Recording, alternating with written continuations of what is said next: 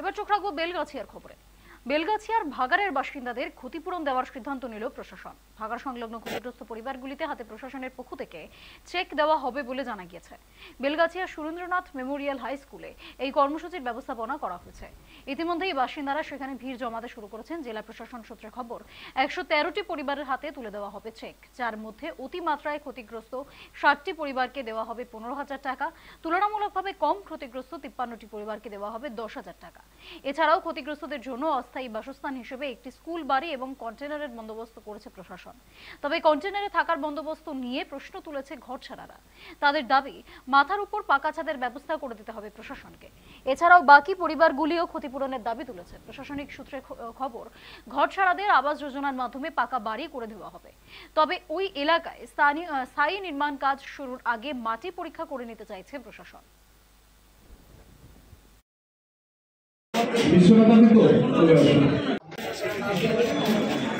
आप जो कर रहे हैं बहुत अच्छा किए हैं, लेकिन कितने दिन तक हम लोग इस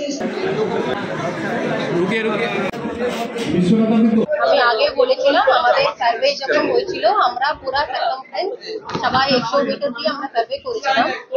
260 আমাদের ফ্যামিলি সার্ভে করা হয়েছিল। ওখান থেকে আমরা তাদের বেশি একটু ড্যামেজটা হয়েছে, ওনাদেরকে আজকে 60 জন ফ্যামিলি, ওনাদেরকে আমরা আজকে 15,000 করে দিয়েছি। তারপরে 53 ওনাদের মডারেটলি একটা দুটো ক্র্যাক আছে ওনাদের বাড়িতে, ওনাদেরকে আমরা 53 ফ্যামিলিজকে আমরা আজকে 10,000 করে দিয়েছি। এই সার্ভেটা আমাদের চলতে থাকে। এখন যা যা বাড়িতে ক্র্যাক করা হয়েছে ওনাদেরকে একটু ইমিডিয়েট রিলিফটা দেওয়া, কিন্তু সয়েল টেস্টিং করে আমাদেরকে যা ফিডব্যাক আসবে, বিকজ এটা তো একটু আপনারা তো জানেন, এটা ডিপার্টমেন্ট এসে এখানে সয়েল টেস্টিং এর কাজটা শুরু করেছে। তো soil testing report minimum 10 days তো লাগবে, তারপরে আমরা একটু বুঝতে পারবো শুধু এলাকাটা আফেক্ট হয়েছে কি আরো একটু এক্সপ্যানশন একটু হতে পারে কিনা, এটা রিপোর্ট দেখে দরকার হলে আবার আমরা সার্ভেটা আবার চালিয়ে রাখবো। বিকজ এটা তো আপনি তো প্রথম দিন দেখেছিলেন ওখানে 50টা বাড়ি আফেক্ট ছিল, তারপরে দিন আপনি দেখবেন আরো একটু বেশি হয়েছিল। এটা তো একটা এভলভিং করে চলছে, তার জন্য আমাদের টিম সবসময় এখানে আছি। আমরা আরো সয়েল টেস্ট রিপোর্ট দেখে আরো দূর পর্যন্ত একটু ড্যামেজ হওয়ার চান্স থাকলে আমরা সবাইকে আবার আমাদের সার্ভে মধ্যে নিয়ে আসবো। ঘটনা ঘটে বা ডিজাস্টার হয় সেখানে সবসময় সরকার এগিয়ে আসে, সেভাবেই সরকার এগিয়ে এসছে। ম্যাক্সিমাম ড্যামেজ যেই বাড়িগুলো হয়েছে সেখানে ডিজাস্টার ফান্ড থেকে 15,000 টাকা করে প্রত্যেক পরিবারকে দেওয়া হয়েছে, আর যারা মাইল্ড ড্যামেজ হয়েছে তাদেরকে 10,000 করে দেওয়া হয়েছে। দেখো, এই টাকাগুলো হয়তো তুমি যেটা বলেছো অতটা বেশি হয়তো হবে না, বাট একটা তো রিলিফ আছে যেটা ডিজাস্টার ফান্ডে অ্যালোকেট করা হয়েছে, স্যাংশন করা আছে, সেই হিসাবেই ওইটা দেওয়া হয়েছে।